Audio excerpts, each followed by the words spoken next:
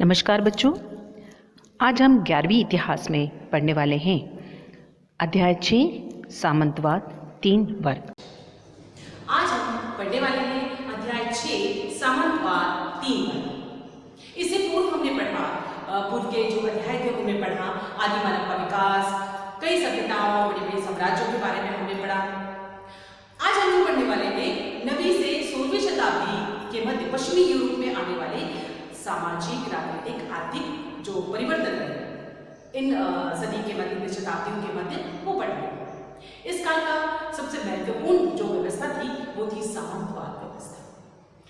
इस सामंतवाद व्यवस्था में जो है यूरोपवासियों पर प्रत्येक उनकी जीवन के प्रत्येक क्षेत्र पर जो है वो प्रभाव पड़ा, यानी प्रभावित किया। और इसके प्रमुख, इस अध्याय के प्रमुख केंद्र बिंदु जो है वो 3 वर्ग हैं। कौन से 3 वर्ग? पादरी वर्ग, अभिजात वर्ग और कृषक वर्ग। और यूरोप के ये जो है ये वर्ग जो थे यूरोप के सामाजिक वर्ग कहलाते। और इन्हीं वर्गों के बदलते जो संबंध थे उसने इतिहास पर जो है इतिहास के निर्धारण में महत्वपूर्ण भूमिका अदा की। अब हम जानते हैं इसकी जानकारी हमें कैसे प्राप्त होती है। तो इस काल की जो है जानकारी जो है हमें विभिन्न प्रकार के दस्तावेजों से प्राप्त होती है, जैसे भू स्वामित्व के विवरण, मूल्यों और कानूनी दस्तावेज जो है, कानूनी मुकदमे जो है।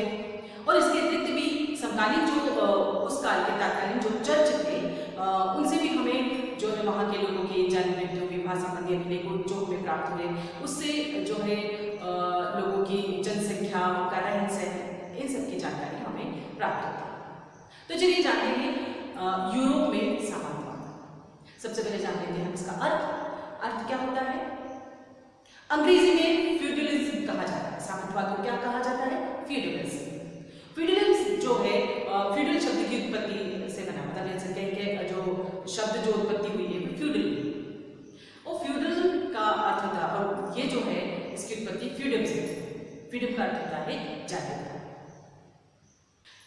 अब जान लेते हैं ये व्यवस्था किस प्रकार से जो है आई। तो रोम जैसे विशाल साम्राज्य जब स्थापित हुआ तो इतने विशाल साम्राज्य के बाद जो है सम्राटों के से क्या हुआ, उन्हें परेशानी का सामना करना पड़ा। तो इतने बड़े साम्राज्य की देखभाल के लिए उन्होंने अपने वंशजों, संबंधियों, अभिजातों को कुछ जो है भाग जो है भूमि का कुछ भाग जो है उनको देखरेख के लिए, देखभाल के लिए दे दिए। और बदले में उन्हें क्या करना पड़ता था? उनको शासक द्वारा निर्धारित सेना जो है वो रखनी पड़ती थी। और जो समय आने पर जो है साम्राज्य को जो है वो सम्राट को जो वो देनी पड़ती थी, सेना देनी पड़ती थी। युद्ध आदि में जब जरूरत होती थी तो वो उसे सेना बना देनी पड़ती थी।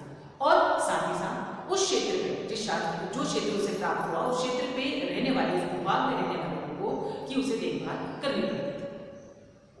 और यही व्यक्ति जो है जो यही संबंधी और जो अभिजात रहते हैं आगे चलकर क्या हो गए? पैतृक हो गए। और पैतृक हो गए तो फिर ये क्या कहना है? आगे चलकर यही सामंत कहना है। तो ये थी सामंतवादी व्यवस्था। अगर हम परिभाषा देखें तो वेबस्टर के अनुसार सामंतवाद एक ऐसी प्रणाली है जिसमें स्थानीय शासक उन शक्तियों का प्रयोग करते हैं जो राजा, सम्राट या किसी केंद्रीय सत्ता से उन्हें प्राप्त होता है। इस प्रथा के अंतर्गत राजा अपनी अधीनस्थ भूमि को अपने वीर सैनिकों अथवा राजभक्तों में बांट देता है और उस वितरित भूभाग के स्वामी वे व्यक्ति बन जाते हैं। और वे अपनी इच्छा अनुसार कृषकों से कृषि करवाते थे और मनमाना कर वसूल करते थे। यानी भूमि वितरण पर आधारित ये व्यवस्था है सामंतवादी व्यवस्था। बच्चों, आप जानते हैं सामंतवाद की विशेषता। पहला, सुरक्षा का सुगम साधन। इतने बड़े विशाल साम्राज्य को चलाने के लिए, व्यवस्थित रखने के लिए सामंतवादी व्यवस्था का किया गया था इंतजाम। तो सामंतवादी व्यवस्था में जो सेनाएं जो है सामंतों की व्यवस्था के सम्राट ने जिन सामंतों को जो भूमि का टुकड़ा दिया था तो उन्हें अपनी सेना रखनी पड़ती थी और सेना को समय समय पर राजाओं को देनी पड़ती थी। जब भी युद्ध या कोई ऐसी स्थिति आती थी तो सेनाओं को दान करना पड़ता था। तो इसी व्यवस्था के अंतर्गत, सामंतवादी व्यवस्था के अंतर्गत जो है सामंतों ने जो सेना, अपनी सेना को सुदृढ़ किया और बर्बर जातियों के जो आक्रमण से उन्हें भी, उनसे भी उन्होंने रक्षा कर राज्य की और राजा को जो है समय पर सेना मिल जाती है। तो सुरक्षा का जो भार था सम्राट को बढ़ गया। तो इस तरह से सुरक्षा जो है वो व्यवस्थित हो गई साम्राज्य। दूसरा, प्रशासन में सुधार। विशाल साम्राज्य को विभक्त कर दिया, जिसे शासन जो था खलीफाती संचालन करना लगा।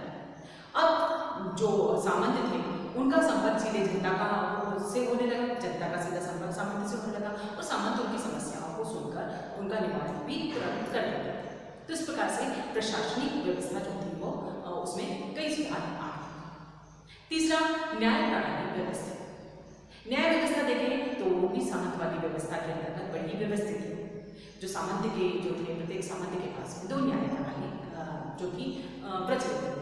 पहली जो थी यानी प्रथम न्यायालय में वो अपने अधीनस्थ जो सामंत थे उनके मामले को उनकी सुनवाई करता था और दूसरे वाले जो थे दूसरे न्यायालय में वो कृषक मजदूरों इनके मामलों को वो हल करता था। तो इस प्रकार की ये जो सामंतवादी व्यवस्था के अंतर्गत जो न्यायालयीन जो व्यवस्था रही, न्याय प्रणाली जो रही, इसी ने आगे चलकर यूरोपीय न्याय प्रणाली की नींव डाली।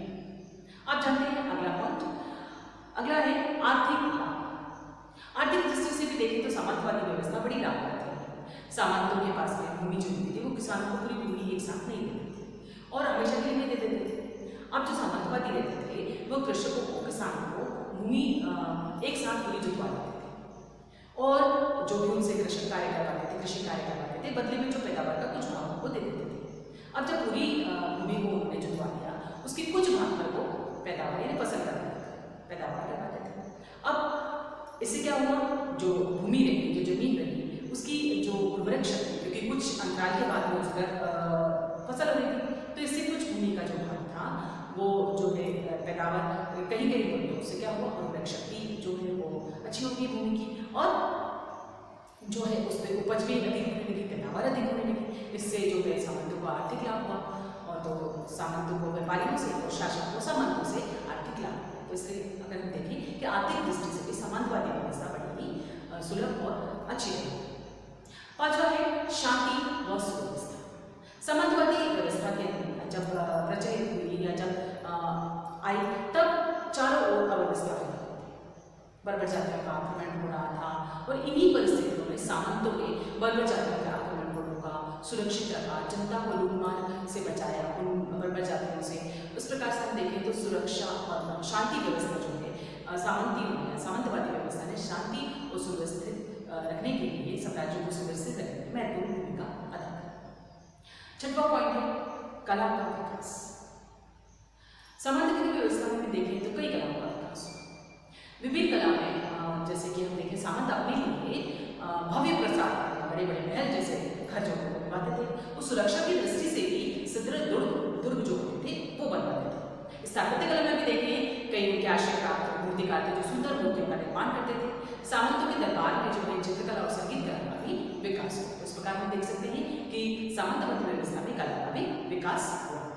आप जानते हैं सामंतवाद के विकास के कारण इतिहासकारों का मानना है कि ये मध्यकालीन युग की एक स्वाभाविक देन थी।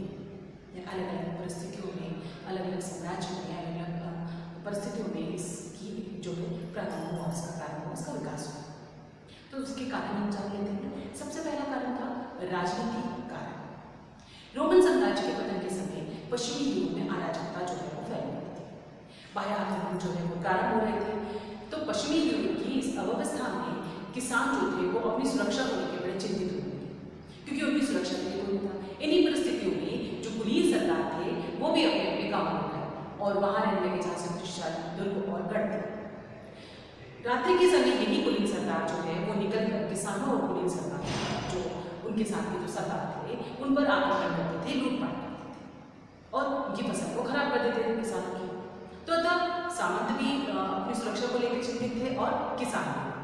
तो अपनी चिंता को दूर करने के लिए इन्होंने आपस में एक समझौता किया कि इन्होंने किसान और कुलीन सरदार, इसके बदले में जो किसान थे उन्होंने अपनी भूमि जो है उनको कुलीन सरदारों को सौंप दी और बदले में ये कहा कि आप उन पर आक्रमण ना करें और क्या करेंगे, इसके बदले में वो कई उनके अन्य कार्य जो है वो निःशुल्क कर देंगे किसान। इससे क्या हुआ, किसानों की भूमि तो सुरक्षित हो गई परंतु उनकी स्वतंत्रता थी वो छीन गई।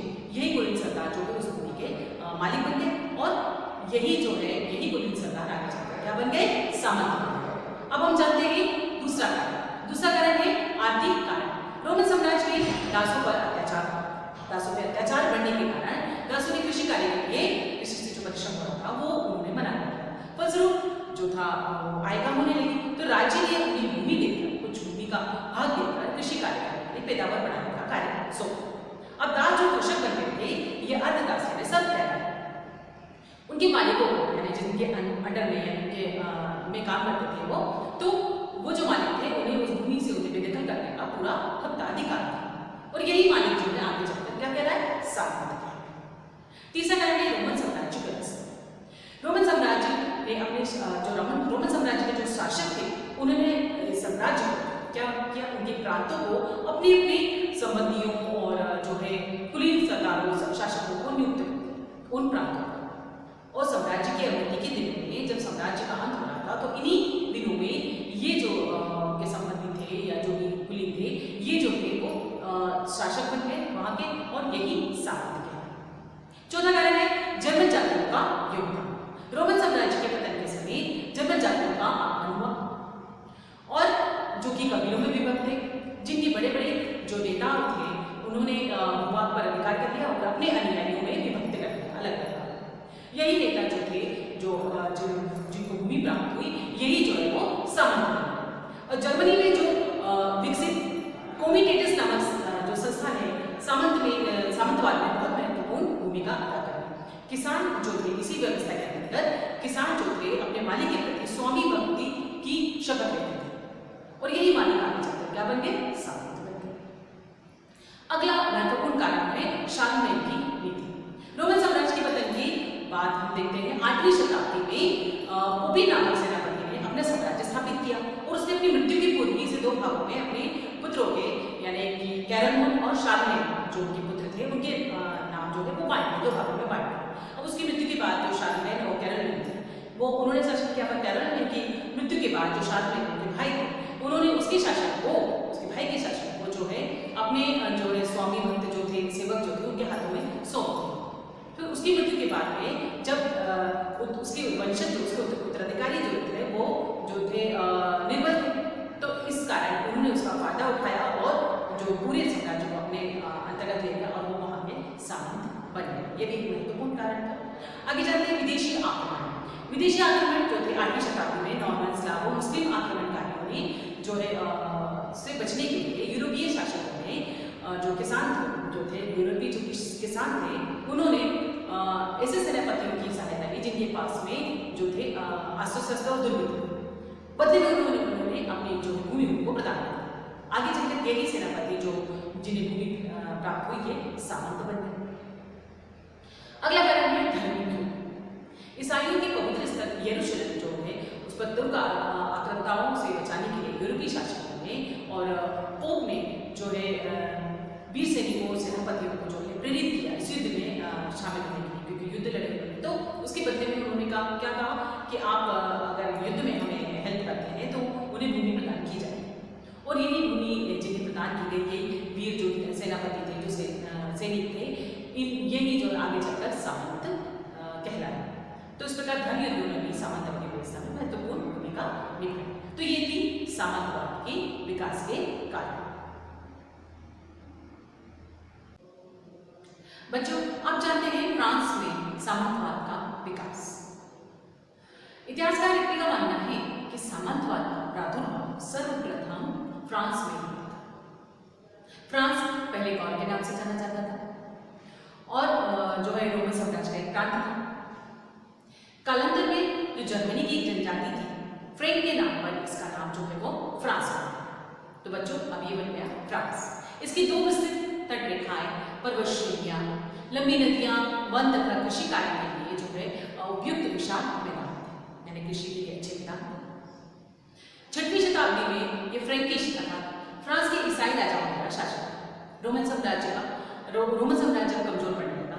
तो 6वीं शताब्दी में पेपिन नामक सेनापति ने फ्रांस को अपना साम्राज्य स्थापित कर दिया और अपनी मृत्यु के पूर्व इसने साम्राज्य को 2 भाग में बांटकर अपने दोनों पुत्रों कैरलमैन और शार्लमेन को शासक उसने बना दिया। कैरलमैन की मृत्यु के बाद शार्लमेन ने उसकी जो समस्त जो शासन जो था उसने अपने विश्वसनीय सेवकों को दे दिया। और इस प्रकार जो शार्लमेन के जो मृत्यु के बाद जो उत्तराधिकारी रहे उनके समय जो है इन्हीं व्यक्तियों ने जो साम्राज्य चार्लमेन ने उनको दिया था, इन्होंने जो है अपने आप स्वतंत्र हो गए और स्वतंत्र हो गए और यही आगे जाके कालांतर में क्या बन गए, सामंत। तो इस प्रकार हम देखें तो फ्रांस में सर्वप्रथम सामंतवाद व्यवस्था का उदय हुआ।